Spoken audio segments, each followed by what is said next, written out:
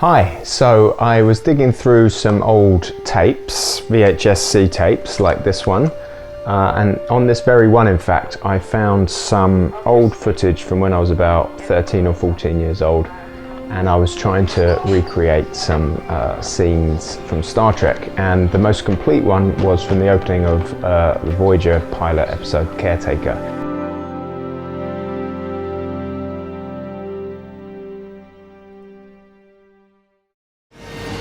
Cardassian ship is not producing power. They're following us in. Gullybeck must feel daring today.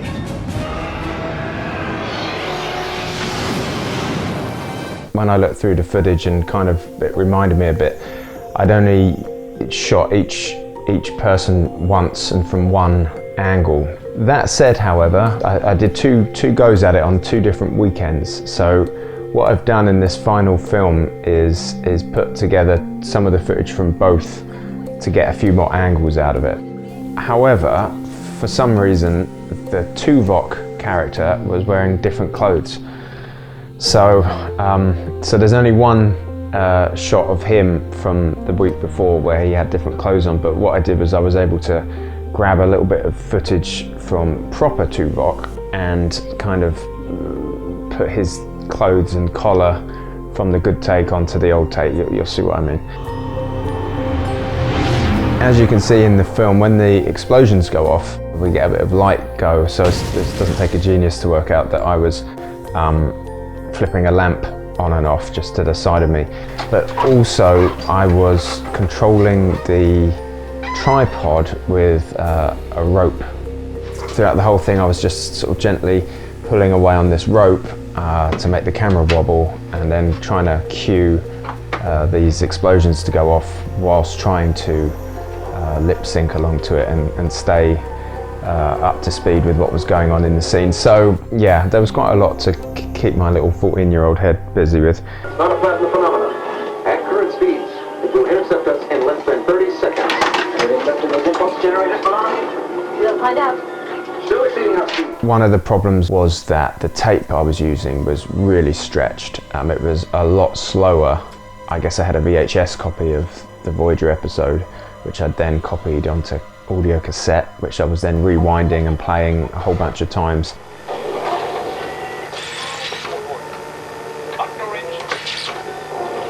So yeah, inevitably I guess it's stretched, and so it's actually what I was lip syncing to is actually much slower than the real audio, ironically.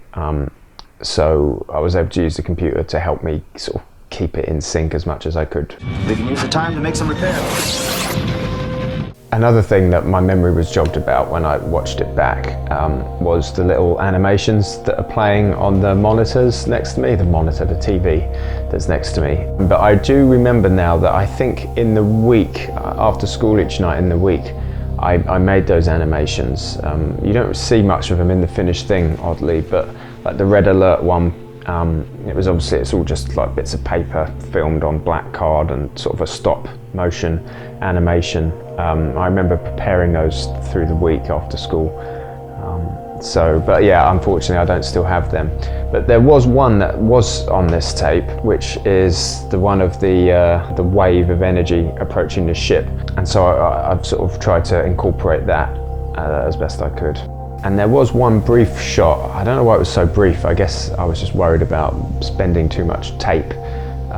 So there's this like 2 or 3 second long shot over Chakotay's shoulder, and it was just my wardrobe door or something in front of me. But I did manage to kind of rotoscope out my head and shoulder, and then put in a different shot of my room, and then into that put some footage of the stars or the Badlands and stuff to try and just add a little bit more diversity to the shots that I had to use. Gullybeck must feel daring today. Whilst looking through the tape, there were also some model shots of some Star Trek models, some of which I've made, and obviously some which were just toys. Unfortunately, none of them really related to this scene that I was trying to sort of restore. And so to kind of keep in the spirit and the style of how the characters have been filmed, my first thought was to try and film the models. And I tried filming these as best I could with kind of, you know, new cameras and equipment and stuff, but a lot of what the ships in the sequence had to do was kind of barrel and roll and pitch and yaw and all that kind of stuff. And with such small models and no real kind of motion control rig, not a proper one, I realised that it just really wasn't going to work. They were either going to have to be like cartoonishly bad and just really bad, or I was going to have to do the CG way. So the first shot that I tried as a test though is probably the most simple shot, and it's of this ship. And as I'd already taken the time to film it, I thought I'd leave it into the finished sequence. So there's one shot in there which is this model, but all the rest is CG. Obviously, using CG models, you're going to get quite a different look to the source footage of me as a kid. So in order to try and kind of match that up, I was going to dump these finished CG sequences onto VHS and then capture the VHS versions and put them into the sequence so that they would match a lot better the look and feel of the live action footage.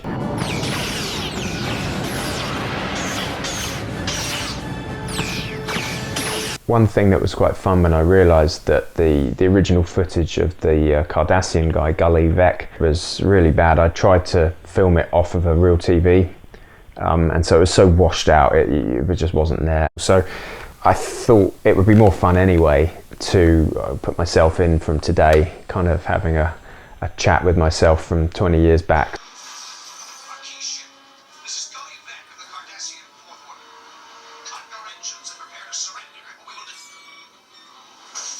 There we go. And for that, I used this VHS camera so that it would match best the other live action footage. This is Gully Vec of the Cardassian Fourth Order. Cut your engines and prepare to surrender, or we will... And now it's finished. It's been 22 years in the making, and hopefully it's a little bit of fun for people, and hopefully they'll enjoy it. Thanks for watching.